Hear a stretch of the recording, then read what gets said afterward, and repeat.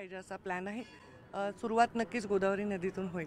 कुंभमेळ्यापूर्वी प्रदूषण मुक्त झालेली बघायला मिळेल। आता मी काय अतिवचन देणार नाही, पण त्याच्यावरचं मोठं काम आपल्याला दृष्टीला दिसेल असं करण्याचा प्रयत्न नक्कीच राहील। सांस्कृतिक कार्य विभागाच्या वतीनं राज्यामध्ये गुजराती प्रयोग किरण आउटपुट मिळत नाहीये, नाट्यप्रयोग एकीकडे मराठी आणि गुजराती असा वाद सुरू असताना मनसेनं याला विरोध केलेला आहे।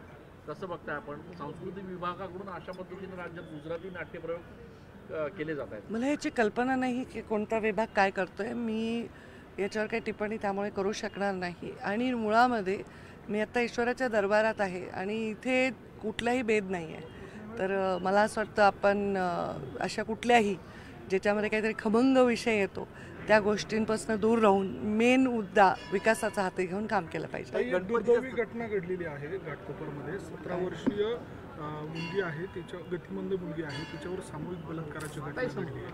अत्यंत संतापजनक अशी घटना।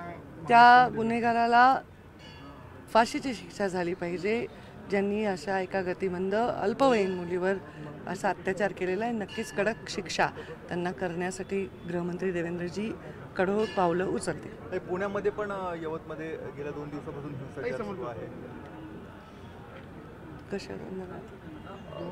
दोन समाजामध्ये तेढ निर्माण झाली। पोलिसांकडून ईश्वरचरणी हीच प्रार्थना करते की समाजाच्या मध्ये ज्या तेढ निर्माण झाल्या आमच्यासारख्या माणसांकडूनच झालेल्या आहेत, तर तशा बुद्धींपासून समाजातले निष्पाप लोक दूर राहो आणि समाज एकोप्याने राहण्यासाठीचे प्रवृत्तींना जास्तीत जास्त बळ मिळावं।